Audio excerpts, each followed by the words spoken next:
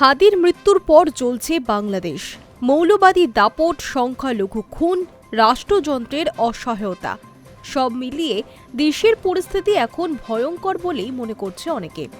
এই আবহে মুখ খুললেন দেশত্যাগী বাংলাদেশের সাবেক প্রধানমন্ত্রী শেখ হাসিনা।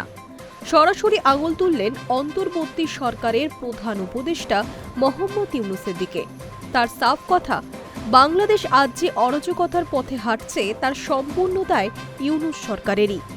ভারতের জাতীয় স্তরের এক সংবাদ সংস্থাকে দেওয়া সাক্ষাৎকারে বাংলাদেশের বর্তমান পরিস্থিতি, যুবনেতা শরীফ ওসমান হাদির মৃত্যু এবং সেই ঘটনার পর দেশ জুড়ে ছড়িয়ে পড়া হিংসা নিয়ে খোলাখুলি কথা বলেন হাসিনা। তিনি বলেন, আমার নির্বাচিত সরকারের পতন হয়েছিল অরাজকতা বেড়ে যাওয়ায়। সেই অরাজক অবস্থাই হাদির মৃত্যুর জন্য দায়ী। ইউনূসের আমলে সেই অবস্থার আরও অবনতি হয়েছে। এখন বাংলাদেশে হিংসা তো রোজকার ঘটনা, অথচ অন্তর্বর্তী সরকার সবকিছু অস্বীকার করছে, কারণ পরিস্থিতি সামাল দেওয়ার ক্ষমতা তাদের নেই। শুধু দেশের ভিতরের পরিস্থিতিই নয়, ইউনূস জমানায় ভারত বাংলাদেশ সম্পর্ক নিয়েও গভীর উদ্বেগ প্রকাশ করেছেন হাসিনা। তার অভিযোগ, ইউনূস প্রশাসন লাগাতার ভারত বিরোধী বয়ান দিচ্ছে। সংখ্যালঘুদের রক্ষা করতে তারা পুরোপুরি ব্যর্থ। চরমপন্থীদের ছাড় দেওয়া হয়েছে। বিদেশ নীতি কার্যত ওরাই ঠিক করে দিচ্ছে। বাংলাদেশের সাবেক প্রধানমন্ত্রী ভারতকে পরম বন্ধু মনে করেন।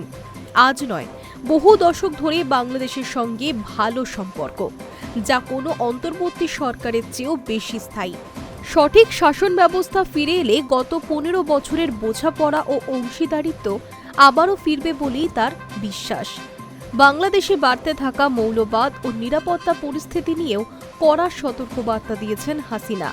বলেন, ইউনূস শাসনে মৌলবাদীদের নিরাপত্তা দেওয়া হচ্ছে। দোষী সাব্যস্ত সন্ত্রাসীরা জেল থেকে মুক্তি পাচ্ছে। জামাতে ইসলামের উপর নিষেধাজ্ঞা তুলে নেওয়া হয়েছে। সব মিলিয়ে বাংলাদেশের ধর্মনিরপেক্ষ পরিচয় মারাত্মকভাবে ক্ষতিগ্রস্ত। এখানেই থামেননি তিনি। বাংলাদেশের বর্তমান পরিস্থিতি ও অন্যান্য দেশের সঙ্গে কূটনৈতিক সম্পর্ক ব্যাখ্যা করে তার মত, শুধু ভারতের জন্য নয়, গোটা দক্ষিণ এশিয়ার স্থিতিশীলতার পক্ষে বড় হুমকি বাংলাদেশের এই অবস্থা। বৃহস্পতিবার রাতে সৌদি আরবের হাসপাতালে মৃত্যু হয়েছে ইনকলাব মঞ্চের মুখপাত্র শরীফ ওসমান হাদির। ওই দিন রাত থেকেই বাংলাদেশে হিংসা চরম আকার নিয়েছে। বিক্ষোভ, ভাঙচুর এবং হিংসার জেরে সংবাদ মাধ্যম এবং ছায়ানটের মতো সংস্থাও আক্রান্ত। এদিকে এই হিংসার জেরে পিটিয়ে মেরে জ্বালিয়ে দেওয়া হয়েছে সংখ্যালঘু হিন্দু যুবক দীপু চন্দ্র দাসকে। ময়মনসিংহের মোকামিয়াকান্দা গ্রামের বাসিন্দা দীপু গত 2 বছর ধরে ভালুকার একটি কারখানায় কাজ করতেন। প্রত্যক্ষদর্শীদের দাবি, বৃহস্পতিবার রাত 9:30 নাগাদ একদল বিক্ষোভকারী কারখানায় চড়াও হয়। ভাঙচুরের পর দীপুকে টেনে হিঁচড়ে বাইরে বের করে এনে মারতে শুরু করে। ঘটনাস্থলেই মৃত্যু হয় তার। পরে দেহ ঢাকা ময়মনসিংহ জাতীয় সড়কে নিয়ে গিয়ে গাছে বেঁধে আগুন ধরানো হয়। দীর্ঘ সময় অবরুদ্ধ হয়ে থাকে রাস্তা। পরে পুলিশ গিয়ে পরিস্থিতি নিয়ন্ত্রণে আনে। দীপুকে কেন খুন করা হলো তা এখনো স্পষ্ট নয়। সূত্রের দাবি, ধর্ম নিয়ে আপত্তিকর মন্তব্যের অভিযোগ উঠেছিল, যদিও নিহতের পরিবার এই অভিযোগ মানতে নারাজ।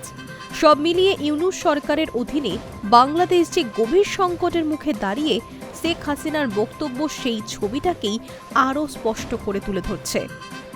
High news network.